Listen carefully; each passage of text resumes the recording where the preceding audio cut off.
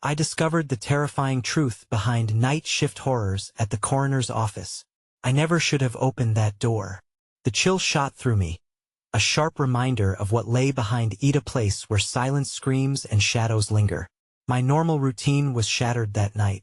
The clock struck midnight, the air thick with an unsettling stillness.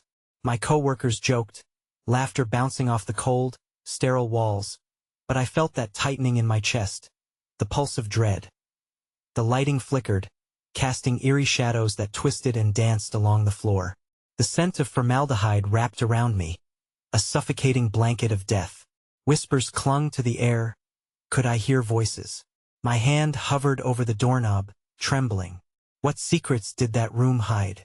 I should have listened to the warnings, the stories of strange occurrences after hours, bodies moving on their own, cold fingers brushing against skin, eyes that opened just when you thought they were gone. Then came the noises. A soft thud echoed behind me, the sound of something shifting in the silence. My heart raced, each beat pounding in my ears. I turned, but nothing. Just the shadows, creeping and curling, whispering my name. I stepped closer to the door, the cold metal sending chills up my arm. What if I stepped inside? Would I uncover the horrors or become part of them? I pushed the door a crack. Darkness swallowed the light. I peered in, half expecting to see eyes staring back, pleading or angry. Most people think the dead are motionless. They haven't seen what I have. I felt a pull, the urge to dive into the unknown, but fear tightened its grip around my throat. The thuds grew louder now, a rhythm I could feel in my bones. Suddenly, the lights buzzed back to life. My breath hitched. There, in the corner, something Mavita figure. My blood ran cold. It stood there, unmoving, shrouded in shadows, but I could feel its stare. I slammed the door shut, heart racing, panic swallowing me whole. I stumbled back, but the chill of the night seeped into my bones, as if beckoning me to turn around. Footsteps echoed from behind the door. Was it too late? The grip of the unimaginable tightened. Hey!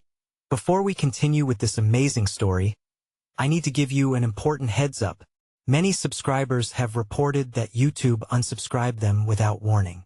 Take a quick second to check the red button below to make sure you're still subscribed to the channel.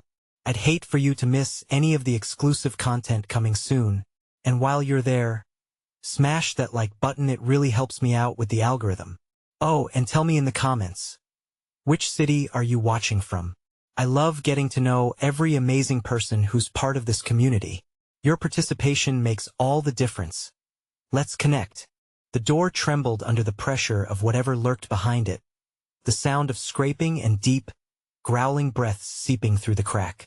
I had shut it, but it felt as if the figure had reached through, pried it open with unseen hands. A primal urge to flee surged through me, but the adrenaline coated my limbs in lead. I felt the floor beneath me pulse, the walls shuddering as if the very building mourned the secrets contained within. The dim lights flickered erratically, reflecting my frenzied heartbeat. Each thud of the figure behind the door ignited a fire of fear in my veins. Why hadn't anyone warned me about this? Then the whispers returned, louder, clearer. Frantic voices jumbled together in panicked pleas. I pressed my back against the cool wall, sliding toward where the door met the floor, desperate to escape its hypnotic pull. As I crouched low, I felt a cold breeze wash over me, carrying a damp, rotting scent that stung my nostrils. My mind screamed to move, but my body refused to obey. A gurgling laugh erupted from the other side, a deep, dark sound that clawed at the edges of my sanity. With every passing second, the air thickened, closing around me like the embrace of a merciless predator. I could taste the iron tang of blood, and my stomach churned. The shadows had teeth. They feasted on darkness. In a moment of reckless clarity, I forced myself to breathe. I had to gather my thoughts. There had to be a way out, a way to regain control amidst the suffocating panic. Knowing I couldn't stay frozen, I glanced at the windows along the far wall. Frosted and barred, they offered no salvation, only a reminder of my entrapment. With sheer determination, I edged away from the door, adrenaline fueling my movements. I darted toward the nearest window, but as I approached, the scratching noise escalated, fingernails scraping desperately against wood. The hairs on the back of my neck stood on end, and a pit of dread opened up in my stomach. What was trying to escape? Help me! The words were a breathless gasp. A fractured whisper filtered through the cold air. I turned sharply, eyes darting back to the door, where the voice seemed to emanate from nowhere yet everywhere. It was a voice I recognized, one that haunted me, a fellow intern who had vanished 2 nights ago. Ember? I rasped, the name hanging limply in the air. The sound of her name recoiling back at me, mocking and mournful. My heart sank as another scraping noise echoed, this one louder, more insistent. It was rising, as if the shadow from behind the door was clawing its way toward me, eager for my warmth, my fear, my life. Help me! It came again, this time layered beneath a groan, the sound twisting my stomach like a knife. I stumbled back, mouth dry, body refusing to let me take another step closer to the door. Was I imagining this? Had the darkness taken Amber, and now it was trying to take me as well? Before I could answer my own questions, the door splintered. A crack splintered through the wood, a dark patch forming as if something was pushing from the inside, eager to break free.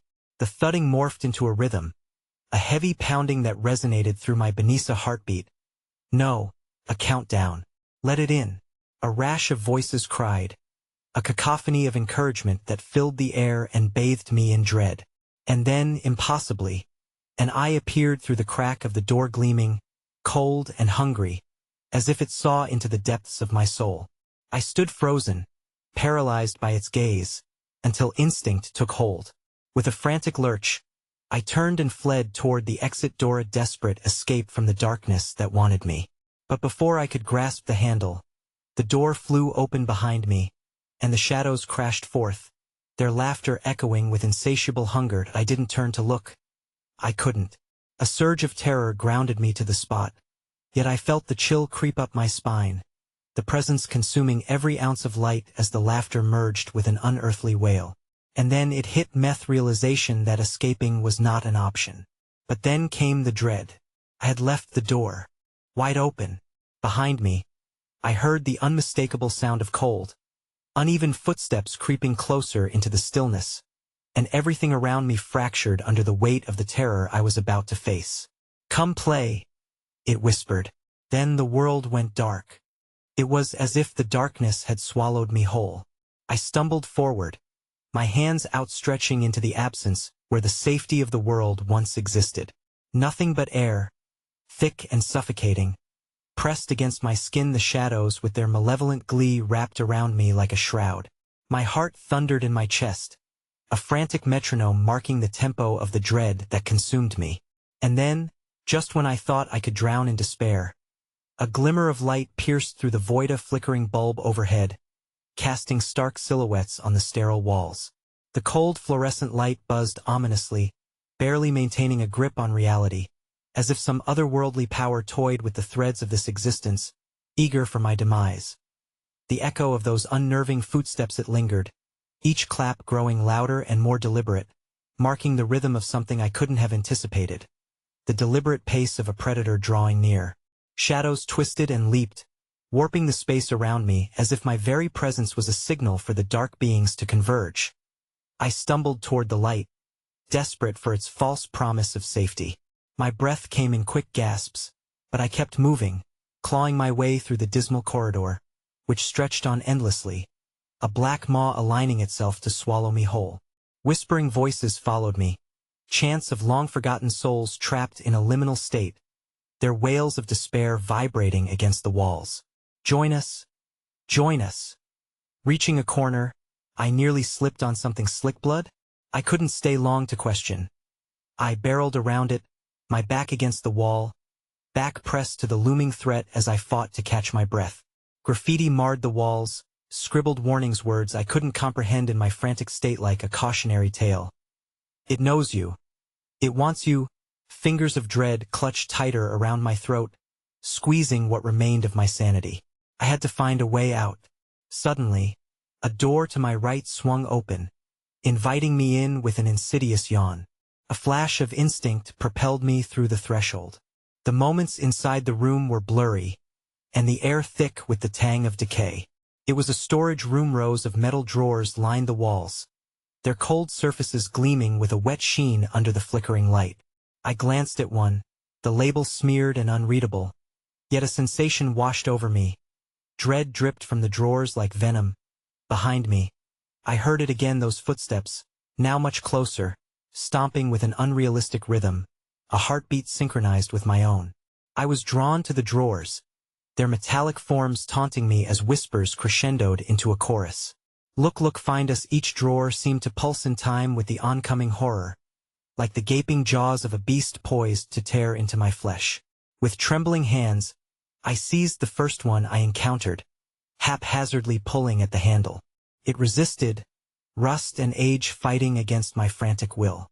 I pulled harder, and with a screech of metal, it opened. The sight before me was Horondeus, a body, pale and still, lifeless yet oh so familiar. It was Amber.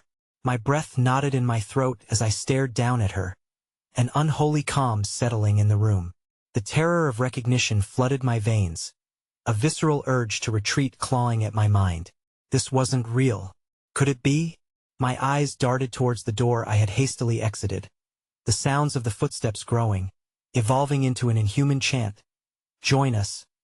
Join us. Something dark, sinister, swirled around me, filling the air with a stench of rot.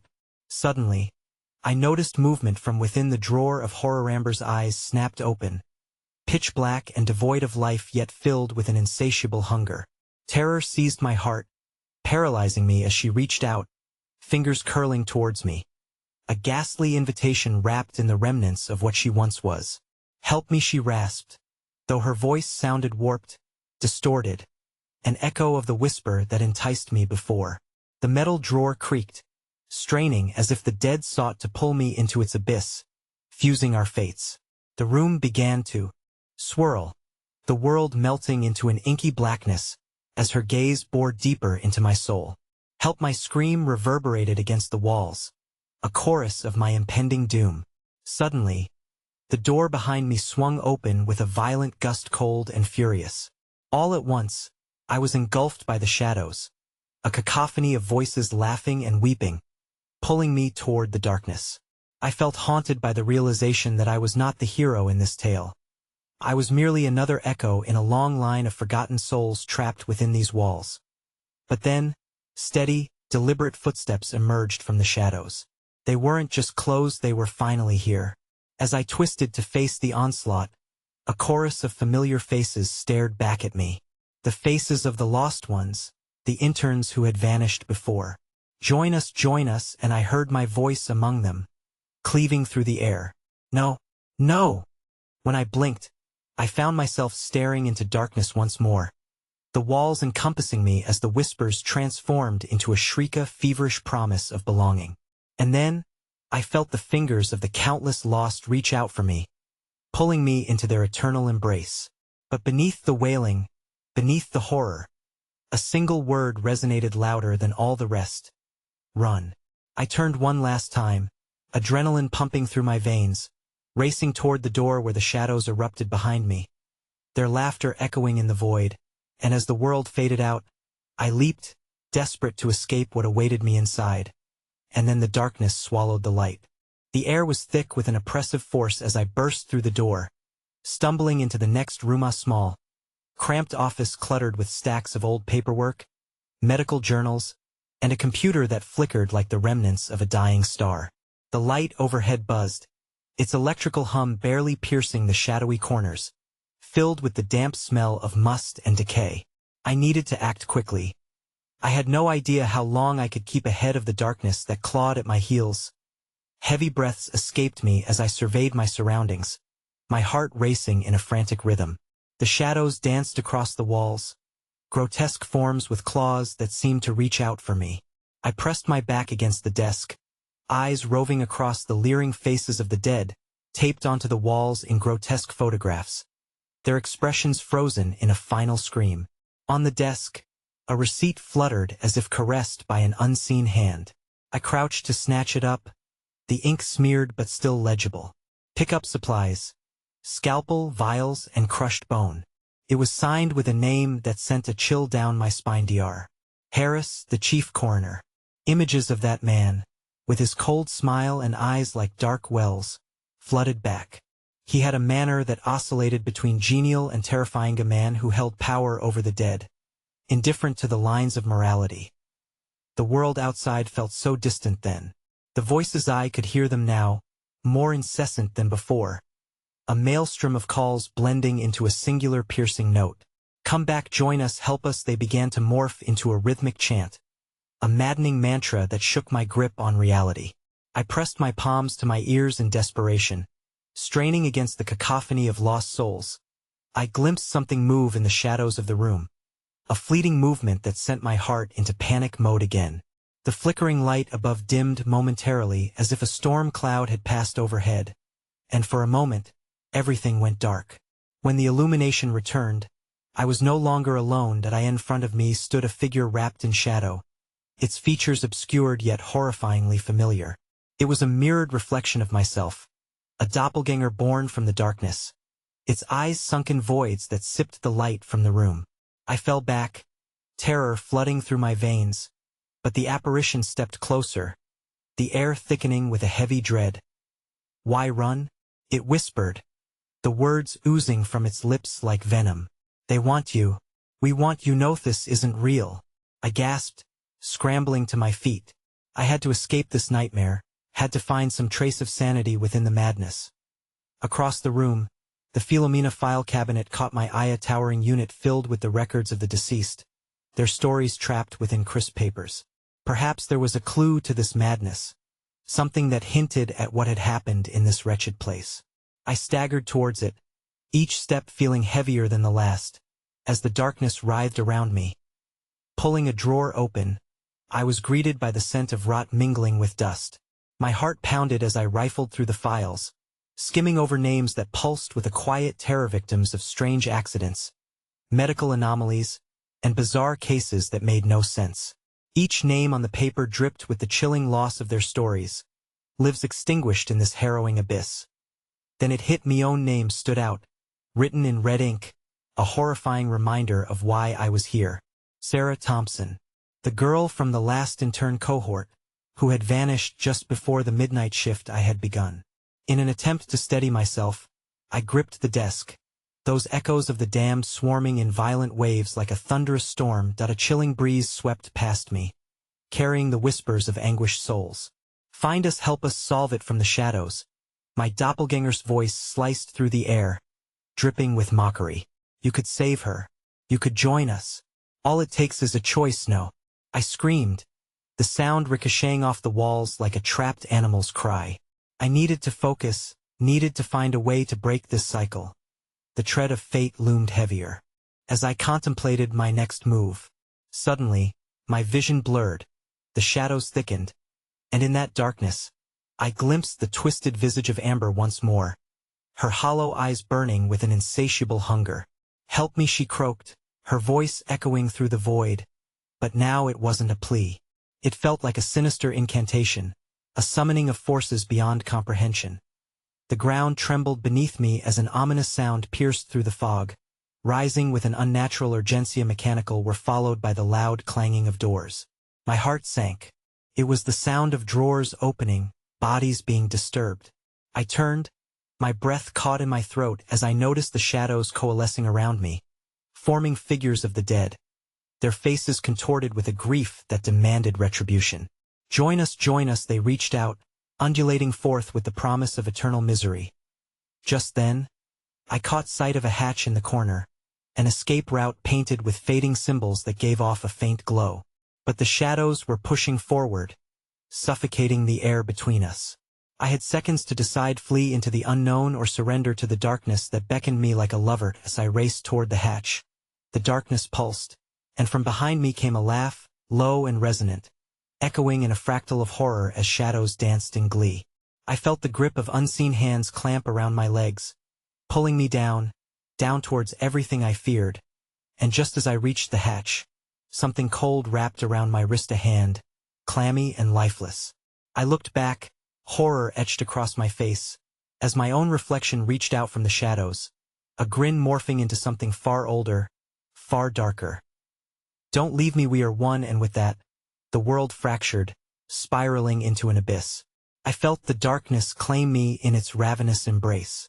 The darkness swallowed me whole, a suffocating void that warped my senses. I was weightless, suspended between the brutal echoes of my frantic thoughts and the silence that loomed around me. Then, I was thrust back into a reality that twisted like a nightmare, disorienting amalgamation of time and space where the air was thick with an iron taste, and every breath felt like an assault. I stumbled out of the darkness into another room, one starkly lit yet devoid of warmth. Its sterile walls gleamed with a sheen reminiscent of freshly cleaned bone. A cold, metallic table occupied the center, the remains of medical tools laid out in precise formation, their blades glistening like the teeth of some lurking beast. I had entered what appeared to be an autopsy room, the scent of antiseptic mingling with a distant, maddening miasma that spoke of horrors veiled in secrecy. I shivered, the icy air creeping under my skin. "Sarah," I whispered, desperate for a thread of hope. "Where are you?" My voice bounced off the walls, swallowed by an unsettling silence that felt dense, alive. As I examined the shadows coalescing at the corners of the room, the faint sound of whispers beckoned me closer. Help us," they murmured, a chilling chorus of despair that twisted and turned like smoke through the air. Driven by an unexplainable urge, I approached the table. On it lay a waxen body draped with a white sheet. My breath quickened as I lifted the fabric, revealing the pale face of a girl frozen in repose. It was Sarah. The eyes were closed, a tranquility marred only by the crimson stain at her temple that spoke of violent rupture. The sight sent a seismic shock through my core as grief clawed at my heart. Trembling, I stepped back, my mind reeling. No, I breathed, tears erupting from the dam of despair. There has to be a way. The whispers swelled, brushing against my ears like the touch of fading fingertips. Awaken her, you can bring her back, it's your fault.